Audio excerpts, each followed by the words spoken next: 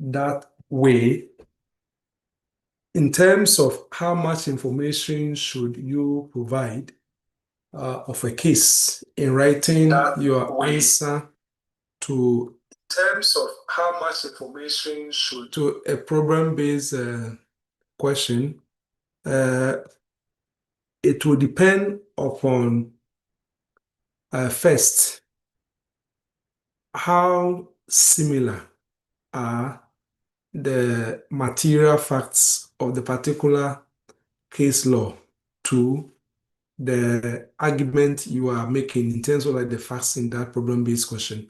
If, for example, the facts of that case are very similar to this, and I want to demonstrate that because of the similarity of the fact pattern before you and what happened in that case is on all fours, or that case definitely will persuade the court to come to the particular conclusion or the argument that you are making.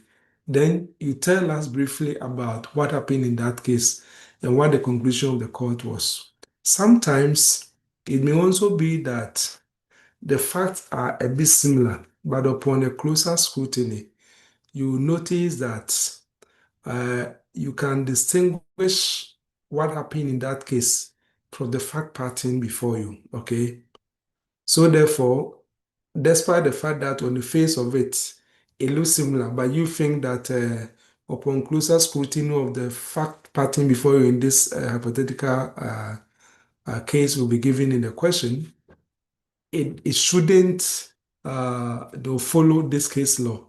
Then you may go on and tell us that happened in the case law and try to demonstrate the significant difference in your view between what happened in that case law and this particular problem, for which reason you think that that decision is not applicable. And then you go on to make whatever argument that you are making, whatever you're inviting the court to follow you to. Yeah, so I think that is how you use the case law, where the facts in that particular case law are not materially the same or similar, or you are not going to distinguish it as I've explained. Then it's not necessary for you to tell us more about what happened in that case. It suffices for you to say that this particular case is an authority for this proposition that where, for example, you have promised to accept a lesser payment in satisfaction of a greater debt on the due date, it's not binding unless supported by fresh consideration. You start, let's say, the Pinellas case of Fox and Bell. I just started that as an example, as you know very well that Section 8, Subsection 2 of our Contract Act has actually modified that. So that is not really the position of the law in Ghana. But I just cited to illustrate the point Leonora brought up. I don't know if that assists you, Leonora. It does in a way, but what I really wanted to know was that, so for instance, like the examples you've given, if the case actually is in line with the facts you've been given and you want to cite the case as well as the holding, should it be cited during you bringing out your rules, or it should be cited Oh, in right. you Good. apply? Right. Thank you. I get your question. Good. Yeah. So, where, as you rightly said, under the hierarchy, when you have the particular issue you are dealing with, after stating that issue as a subheading or as a heading, immediately underneath, you start outlining the principles of law in the form of a topic sentence or proposition, okay, for accompanied by the respective authorities. So at that stage, you are not telling us what happened in that case, what the facts were. No. When you come to the application and analysis stage, that is where you will tell us more about what happened in a particular case, provided what happened in the particular case, for example, are materially similar to what you have in the fact pattern. Yeah, Leonora. So I think that's how you go about it. Okay. Thank you, my lord. Mm. Yes. Any other before we will go to bed? Yeah. Good evening, my lord. Good evening, Salim. Yes. Thank you for the opportunity. Please, in situations where the question requires us to discuss a quotation from a particular case, and in answering the question, I'm unable to state any material facts from the case that the question referred to, even though I use other cases to solve the question. Does it put me at any disadvantage? Right. Thank you. So where a quotation has been given, just like, for example, I think one of the questions that we mentioned in one of the previous sessions, like the Robinson and Harman, you remember that question? Something like that. For example, a quotation has been given from a case, and then there's a follow-up inviting you to discuss or to demonstrate whether you agree or disagree, something like that. Okay. You don't know the story or the facts in that particular case, but the quotation which has been given, you understand the quotation and you know the broader context of the law and you are in position to discuss it. Will you be disadvantaged? That's the question is asking. My answer is no. The most important thing is for you to understand the what is contained in the quotation. It is a general uh, statement of the law which is being made, or the only, let's say that it may be that a statement of the law has been stated in a very wrong way or in an inaccurate way in the, let's say, the quotation you are giving. You're invited to discuss it or do something with it. Then you need to able to actually interpret what is in the quotation, and then you proceed to demonstrate your agreement or disagreement with the quotation based upon your appreciation of the general area of the law. Assuming you have a marking scheme which requires that you should talk about the case. Now, if you are so handicapped that you're unable to tell us what really happened in the case, but then your interpretation of the quotation is, for example, accurate, and you're able to demonstrate the broader context, like the broader context around the quotation in terms of the relevant principles of laws and so on and so forth. You will get a lot of the marks, even if you're not going to get the whole marks, because you didn't know like the particular, you will not be that seriously disadvantaged. That is my view. Salim, I don't know if it helps you. Yeah, thank you very much. It's very clear. Yeah. Um, i- if there's no if there's no question, I would like to ask another question. All right.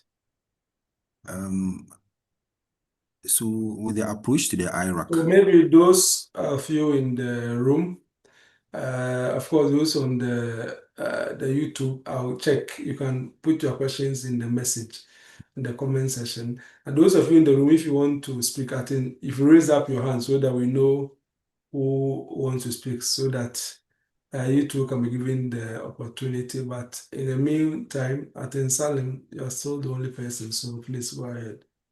okay. So my lord, with respect to the IRAC, it appears a lot of us have different approaches based on the faculty you graduated from. Okay. But there are some two approaches that the rationales people have given, they all make sense. So one Okay. approach is when you write area of law, then you underline. When you get to issues, then you underline. Then you outline your issues. You move to rules, then you underline. And they say when you do that way, it makes it clear for the examiner to identify your points. It makes his work easier. So it might go in your favor. And the other approach is that when judges are writing their judgment, they usually do not underline. And so you should write your answer as if you are writing a judgment. So even though it will be in paragraphs, but don't underline. So the reasons both approaches give kind of make sense. So which one do you think is more appropriate? All right, thank you, Salim. Uh, as you rightly said, because of the various faculties candidates are coming from, in terms of stylistics, there may be some slight divergent approaches, but the substance is the same. Now, in terms of underlying the case law, okay, and letting them stand out, is for examiners mark under pressure, okay? And if you have written a good answer, the examiner should not struggle, for example, to see what you are trying to say. So if you do that, it helps your examiner, but there are no hard and fast rules that you should underline your cases or you should write your cases in capital. The most important thing is that whatever you are writing should be legible, it should be readable. So I will encourage you to, of course, myself, I have a bad handwriting, but what I can say is that when I write, it can be read. I don't write like an artist, like some of you, especially the ladies, are blessed with a beautiful handwriting, but when I write, it can be read. So the most important thing is that what you are writing, ask yourself, can another human being other than yourself read it? If it can be read without struggle, then that is good. So the writing, my other advice to all of you is that examiners are marking under pressure, okay? So one person giving so many scripts to mark within a certain period of time, and examiners are human beings like you. Sometimes under stress and other things, their disposition may vary. So, for example, if you've written very horribly and the person is struggling to read what you have written, he or she may just award you any global marks and then move on because you cannot properly decipher what you've written. And that may go against you. Now, sometimes we take a script and before you even read the script, the script is so neat, so clean that you yourself, like it's like the script has endeared itself to you and you want to really enjoy it. You see, that is what I want to encourage you. So let your script appear on the face of it enjoyable before the examiner will even immerse himself or it into the specifics of what you've written. Okay.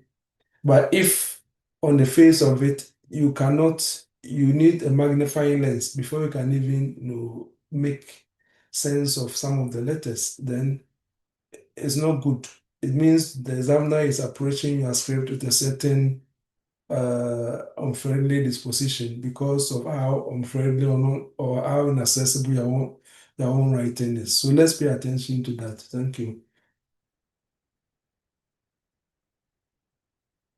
I think Leonora, your hand is up. Yeah, you have the floor. Okay, so my lord, my question has to do with if you can give us a brief breakdown on how to answer criminal law questions. Sometimes when you are asked about like, say, what are the liabilities of this and that, are you supposed to write it? Like, are you supposed to approach it directly like the way you would for an IRA question, and when you are done, you establish the lab. If you can actually give us a breakdown, like with an example, how to go by a criminal law question, I would be grateful. Okay, so one thing we have to remember is that when it comes to criminal law, as you know, the constitutive elements of criminal liability the artist reuse, and then the menstrual. Of course, the exception being what we call the strict liability offenses, in which case the the artist reuse is also like the menstrual at the same time. So there's no specific that. But other than that, that is like a general frame for every offense. You have to find out what is the prohibited act, the act is reuse, what is the requisite guilty mind or the requisite mental frame needed for this act is reuse to give rise to criminal liability. So that is important. And as you have learned about the intent under the Act 29, of course, we have a specific intent for certain type of offenses, as you know, but we have to know like the general framework, and then when it comes like the specifics. And again, for each criminal offense or for each crime, apart from the elements I've talked about, you must also always think of defense. Uh, every crime, there are defenses, general defenses, and then the specific defenses as may apply to the particular type of crime. And sometimes, so we have what they call the inchoate offenses, like some crime, apart from the substantive offense, we may have inchoate offenses or accessorial liability, like conspiracy, abetment, preparation, and attempt. It may be part of the fact pattern in addition to the substantive crime. So it will depend very much upon what you have been invited to do as it will. For example, assuming you are asked, Amma, a pharmacist, sold expired malaria drugs knowingly, hoping patient will not notice. So several patients died after taking the drugs. And let's suppose that you are asked to discuss any criminal liability which Amma may have. So Amma is a pharmacist, okay? She has sold expired malaria drugs, and she was very much aware that they had expired, and then she went ahead to sell them, hoping that she'll be able to sell them to unsuspecting patient. Patient will not see that these malaria drugs have expired, okay?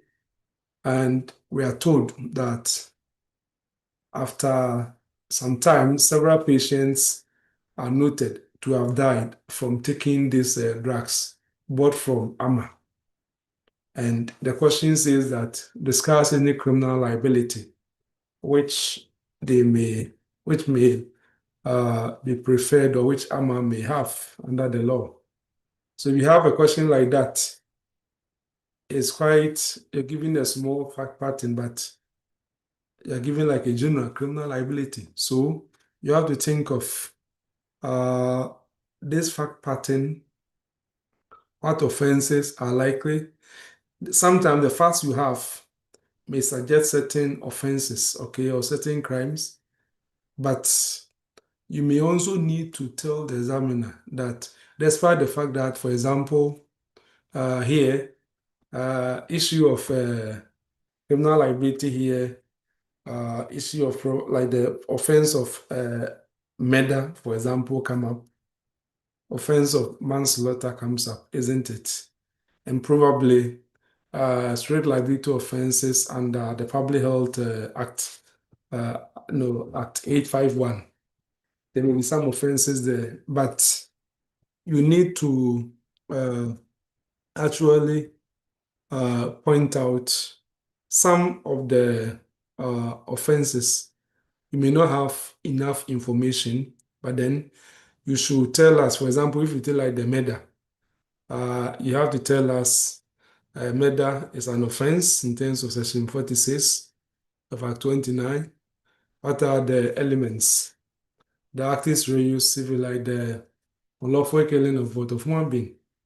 Somebody must have actually be killed in a manner which is unlawful. The person must have died. Because if there's no, these things are not there, then the act of murder, the actus reus is not yet there. And then there should be intention to cause death or to cause grievous bodily harm likely to result in death. So let's assume you talk about these elements and you have discussed the law. And so the intention here, either a direct intention in terms of the aim or the purpose of the act, as we are told that every person intend the natural and probable consequences of his action, isn't it? If we look at the Act 29, then the intention may also be somehow oblique. That is, when you foresee death as a virtual certainty, and notwithstanding that we proceed. So let's suppose that you have actually come up with these elements. Then you go back to the story. If we look at the story, yes, do you have enough information to satisfy each of the elements which we've talked about? There's also element of causation, isn't it? Because you need to be able to also demonstrate that the death we are talking about emanated from the taking of the expired malaria drugs and so on. So if you may not have all the facts, information needed to satisfy, let's say, the element of a particular offense, but you have told us the law, okay? And those matters which are satisfied on the facts, you bring them out. The others which are not satisfied, we say that the fact does not provide information regarding this and this and that. Otherwise, if this were to be this, there could probably be criminal liability with respect to a murder. And then let's say you take manslaughter, for example, and you also do the same analysis.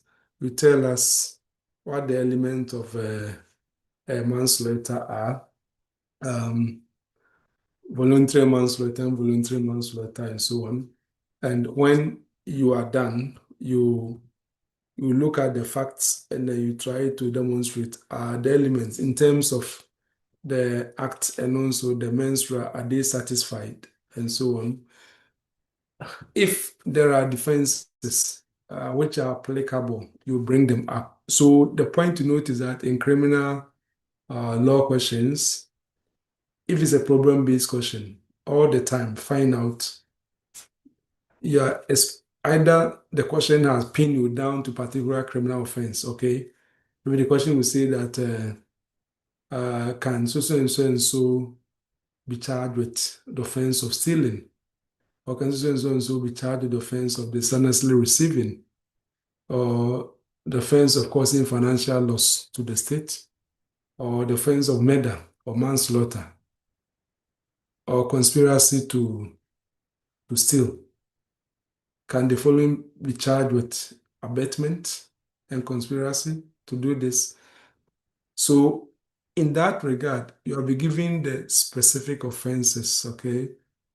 It may well also be that the question will not pinpoint the offense. And then the question will rather say that discuss any criminal liability of a named person or persons.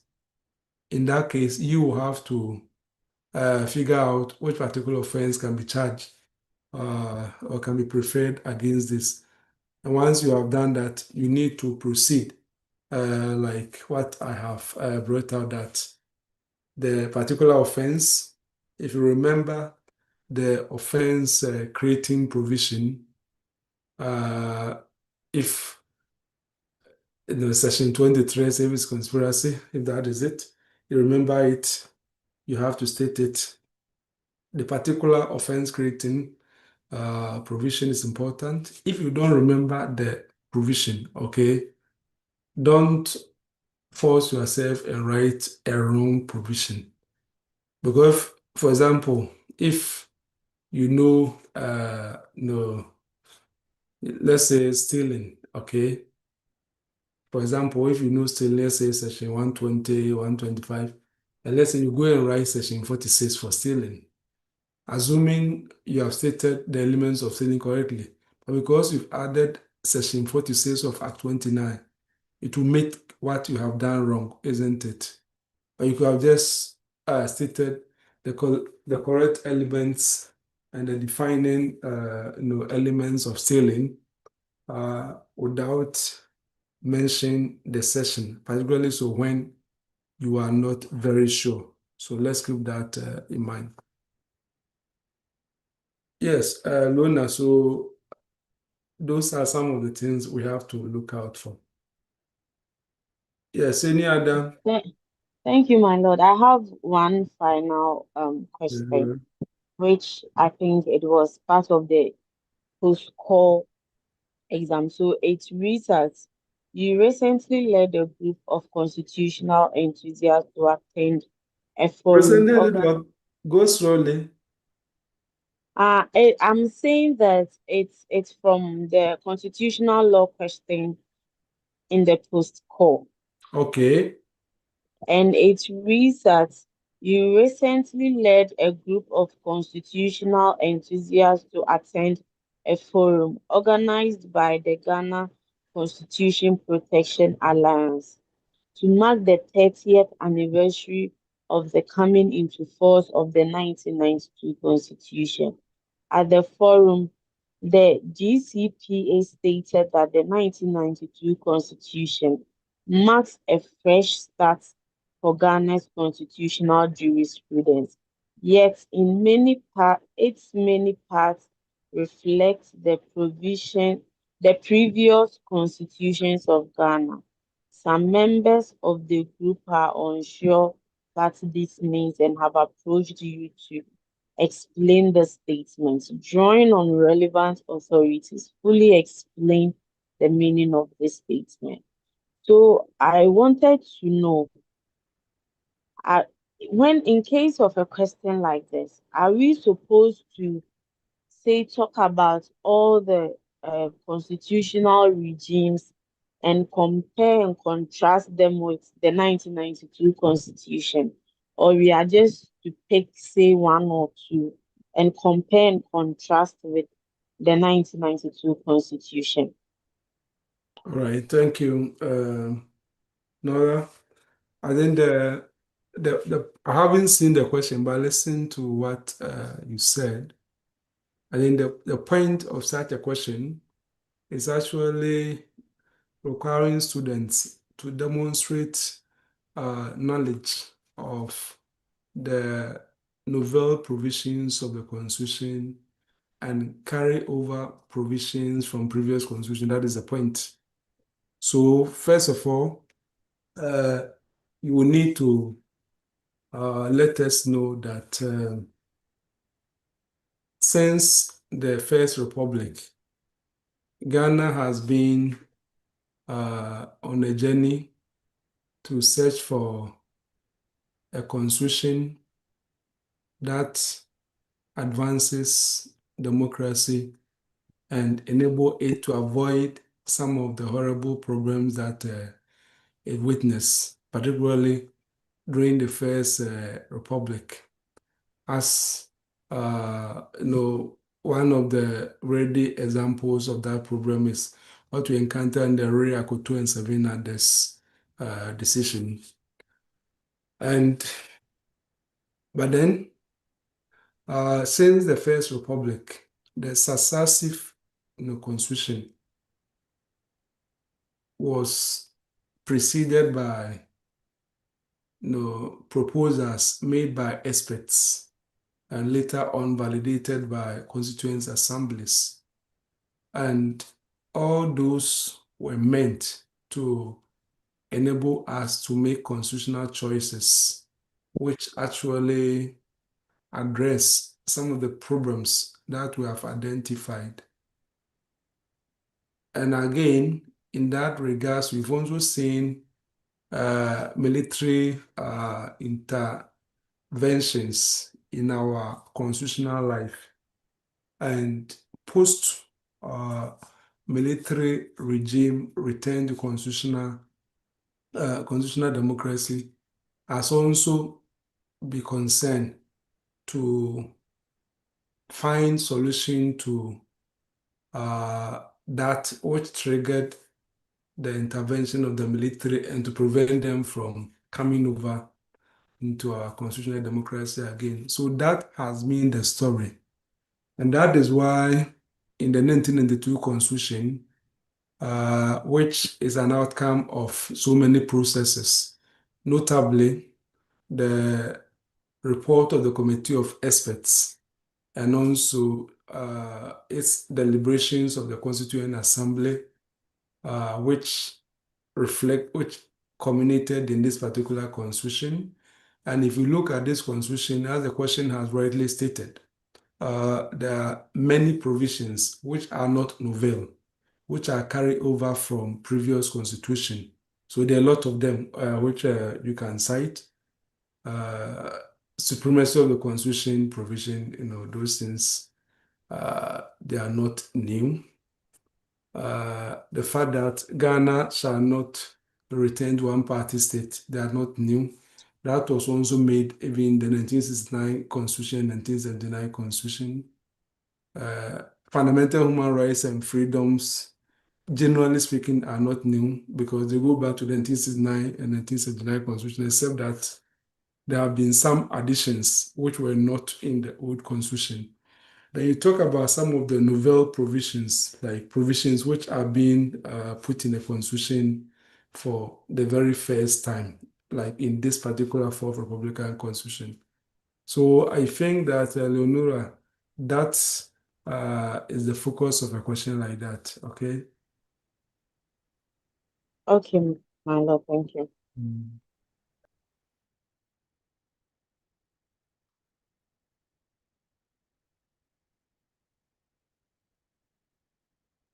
Let me check those on YouTube if anybody has brought any before.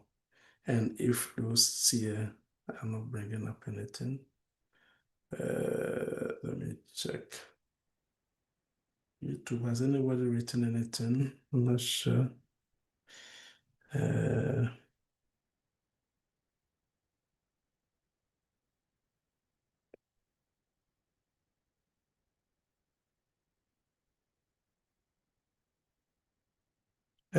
I think I haven't seen any comment yet, so I presume. Okay, yes, Tijani. Thank you, my lord.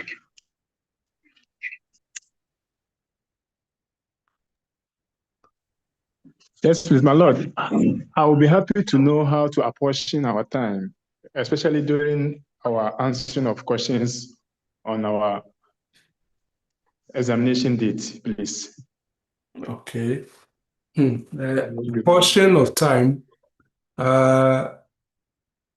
as indicated in our very first class, the first session, if you haven't played that lesson, you can go and play it. The 2025, the very first lesson, I indicated that the questions carry equal mass, like 4 questions out of 6. And that means that if you decide to spend 1 hour, okay, on one question, you're doing yourself huge disservice. The reason being that, as far as I can recall, I don't think any student has ever been given 25 or 25. It doesn't work that way, okay? No matter how solid your answer is. Maybe, probably, the maximum you may probably make is probably 23 or 22. Because this is not mathematics. This is qualitative response.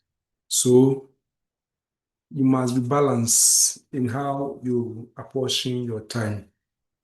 And that is why I advise that if I were you, when I go to the exams or when they say start work, I will not be in a rush.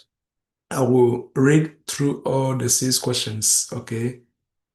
And then I will select my best 4 questions, which we are going to answer. So pay attention and read the 4 questions, the 6 questions.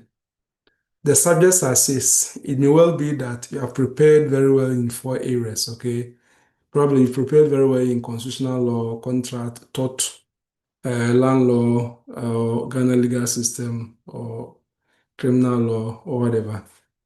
Now, you go to the exams and the 4 areas that you had gone as your best for. You read the 6 questions and you notice that the particular question which came in one or two of the areas are far more difficult based upon your preparation, which you cannot do justice to. But then there are questions in other 2 areas which are not part of your original 4. So what should you do? The point is what you can answer best, because this examination is is competition for selection. So you have to put your best foot forward. So what you can do, well, that's what is important. If the other ones are the ones you can do very well, despite the fact that you're not part of your original team selection of 4, please don't be so dogmatic. You need to be flexible, okay? And once you have settled on the 4, spend time each of the 4. Put the points down. Put the points down for each of the 4 questions before you start developing the full answers. That is a good strategy. So when you settle on the 4, spend time for each of the 4. Put down the points for which you are going to use to develop your answer for each of the 4. So once you finish doing that, now you take your time and say, okay, I have a point. So for each question, if I'm going to spend maybe like the 30 minutes to write the full answer, that'll be it. You can use 30 minutes to write your full answer because you have the points already. Then when you finish, or you take your time and read through, cross the T's and put the dots there and do all the necessary corrections, okay?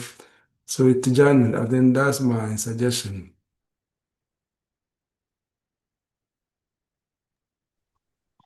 I'm most grateful, my Lord. Hello. Okay, so nobody have a good night. Tomorrow, God willing, we'll come back and we have some more extensive discussion. Thank you.